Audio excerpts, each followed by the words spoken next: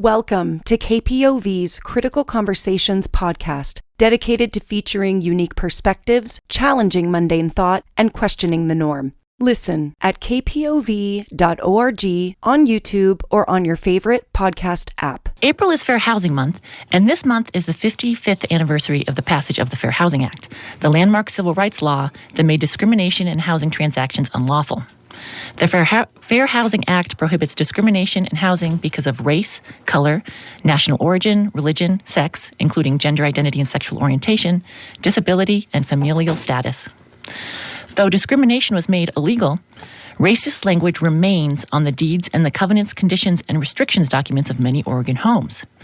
Riccardo Waits is the founder of the Central Oregon Black Leaders Assembly, a group created to uplift and empower the Black community in the region through community building, advocacy, and education. He's here to talk about the group's Good Deeds Project, which is tackling the removal of racially biased covenants from Oregon housing. Riccardo, thank you for joining me on The Point today. Thanks for having me, Jillian. And we're an organization, I like to say, differentiate us as a group. A group could be anything. We're an actual nonprofit organization.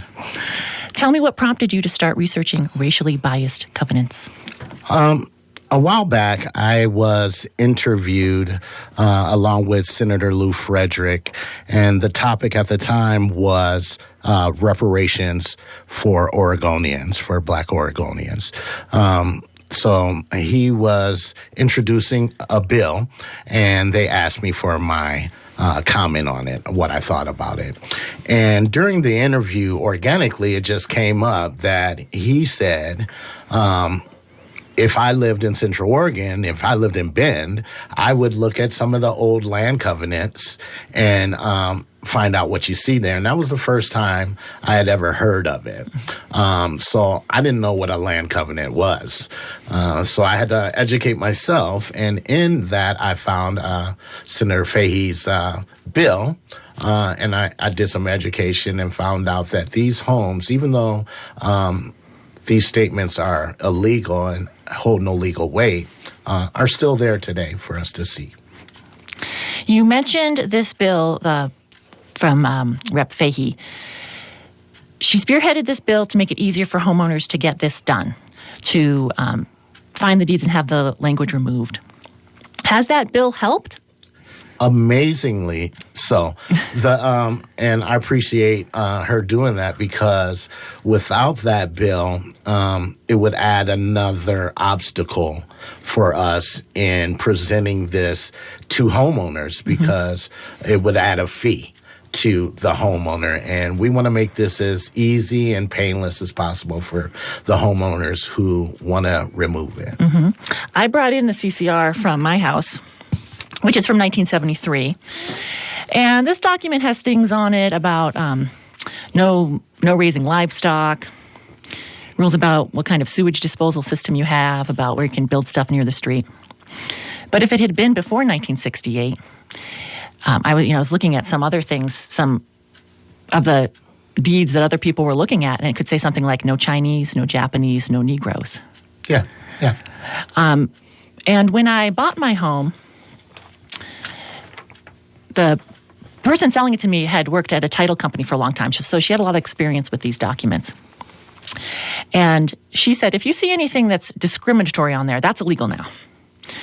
So we're supposed to just ignore this language on these deeds, but it's really important to have it removed. It's incredibly important. And the two biggest reasons is, one, of course, it leaves a negative taste in people of color's mouth when they go, and purchasing a home is a big event for us. So you get this home, and then you find out back in the 20s and before the 20s that you weren't allowed to be there or own the property. No matter that it's not legal and it holds no weight, it hurts. It hurts. Right? And you don't want to bring that kind of negativity to such a big event.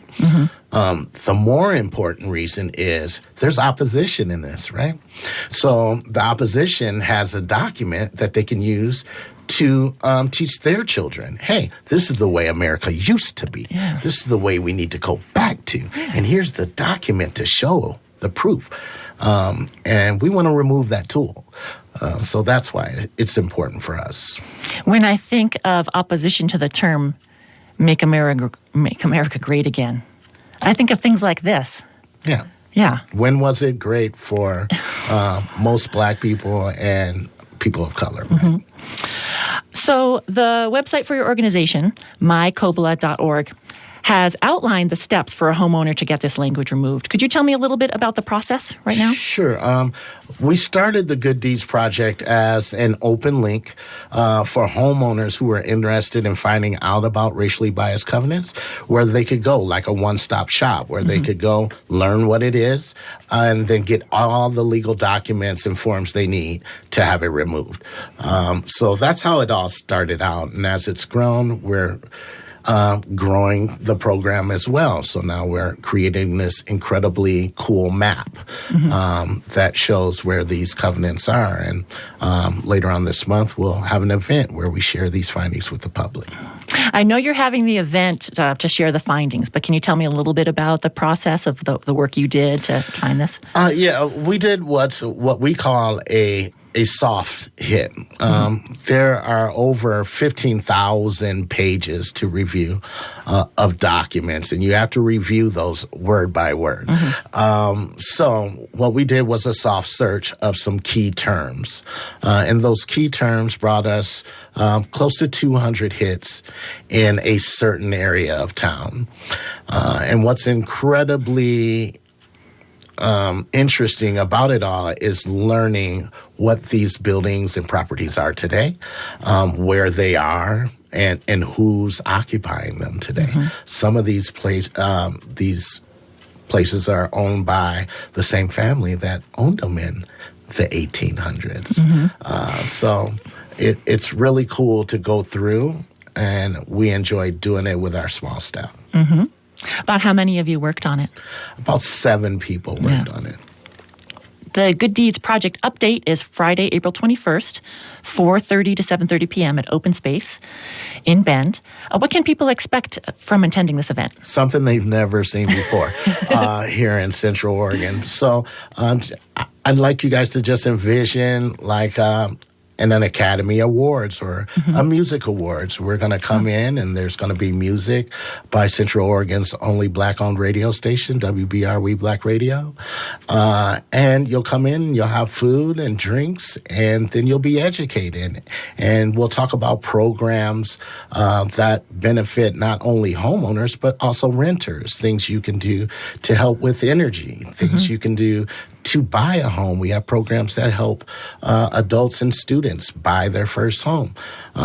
It's just going to be fun and educational at the same time. We're also going to have an art show from students. So it's just going to be an exciting time with, I know, I haven't been to any events where they've incorporated music along with passing out the information. And I think that's a key part when we're talking about homes and what home is. That's the art show's theme, what home is. You're going to come in there and your senses will be hit by the foods you smell.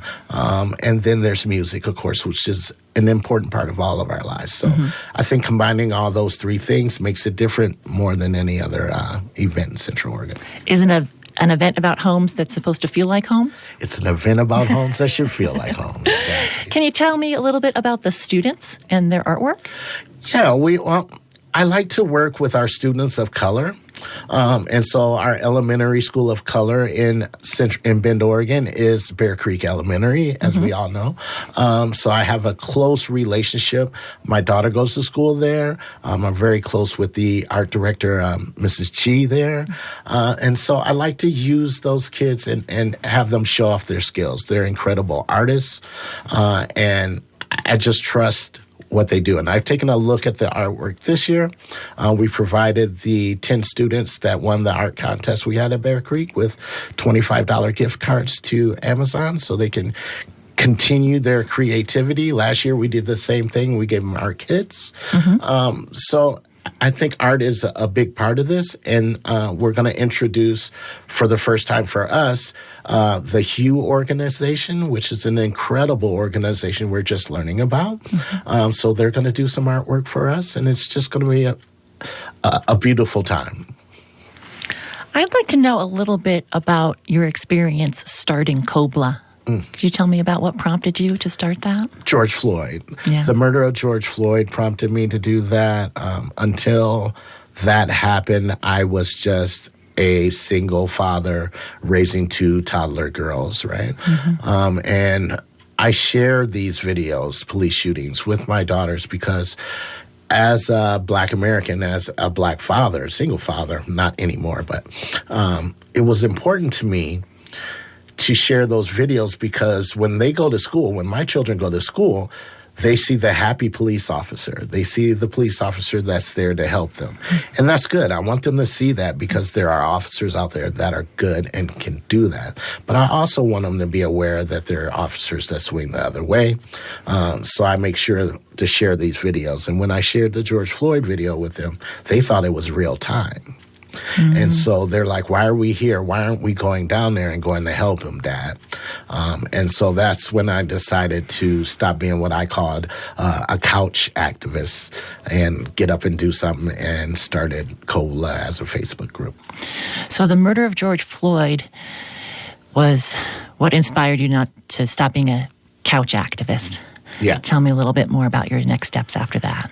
My next step was creating an ideal, right? An ideology that everyone could agree with. And that was unity. I wanted to unify everyone who thought the same way and had the same thoughts. So we created a Facebook group, and quickly people started signing up for membership. And it grew so fast that I decided to turn it into a nonprofit because at that point in time, I just thought that that would be the way to go. People were coming from every angle, right? It was madness in 2020 after George Floyd. So people were coming from everywhere to me and asking the main question, are you a nonprofit? Are you a nonprofit? And a lot of people didn't want to contribute unless we were, right?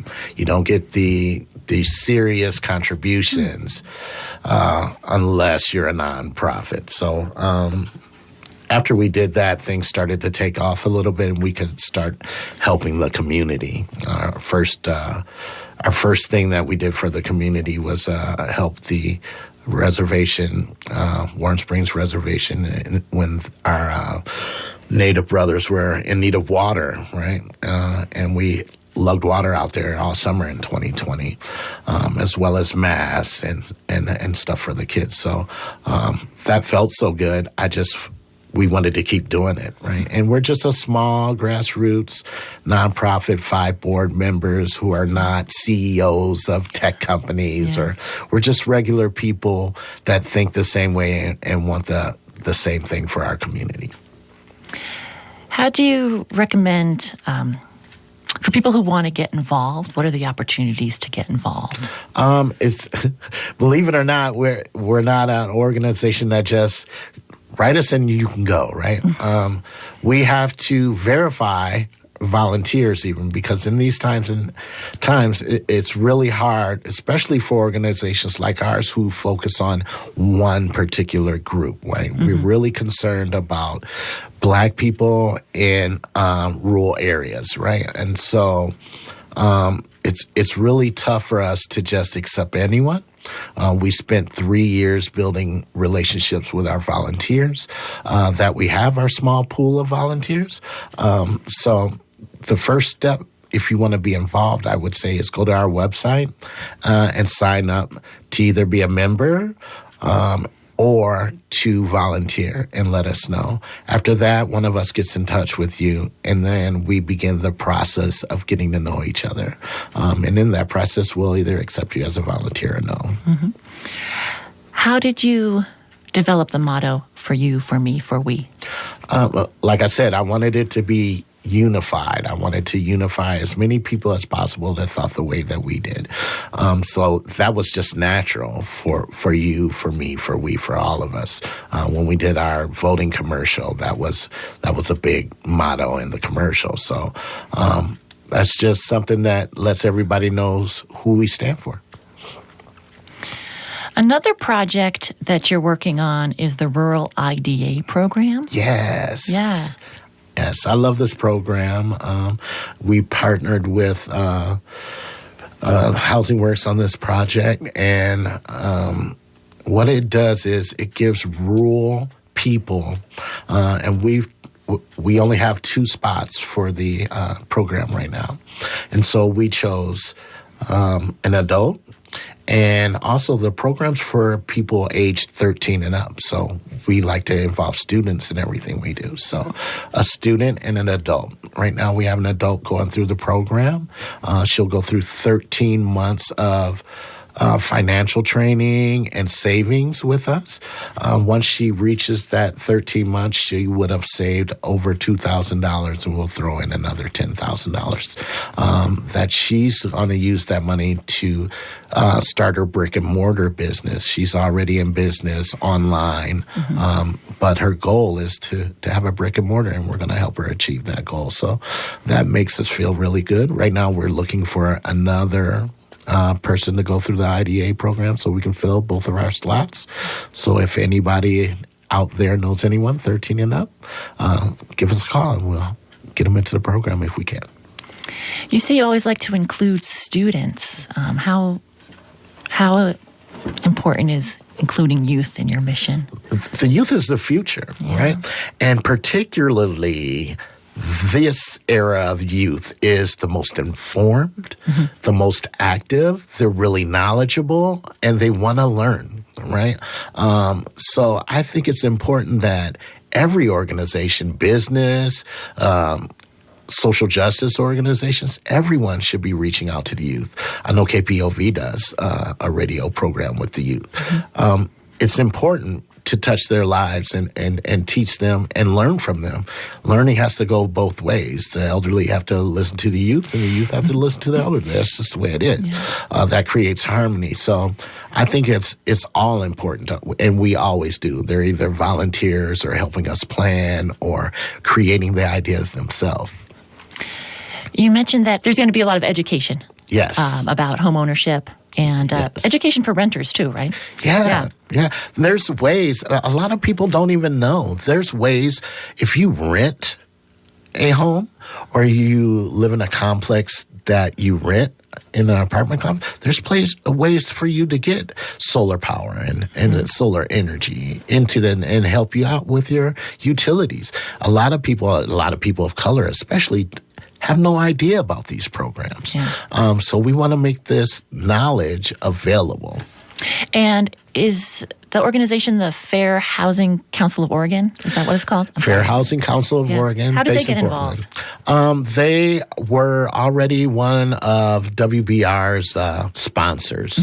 And they liked the program, the Good Deeds program. They heard about the Good Deeds program. They gave us a call. We told them what we were doing, and they wanted to be involved. And we were glad to have them. So, you mentioned WBR, your radio station. Can you tell me how that grew from? Yeah, it grew from here. Yeah.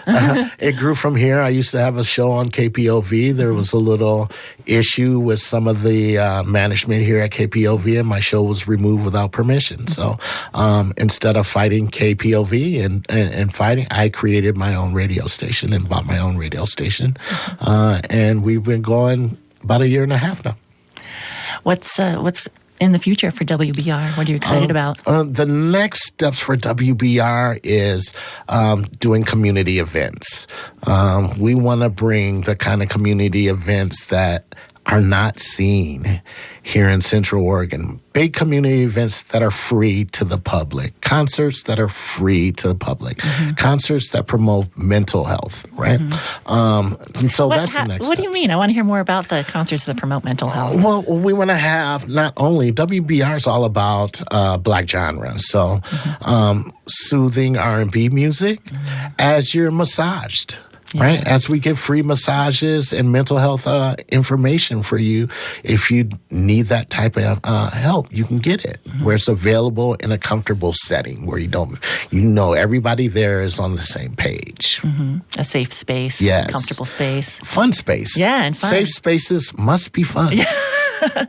I feel like with your Good Deeds event and with these other plans for these concerts, you have a real big picture holistic approach.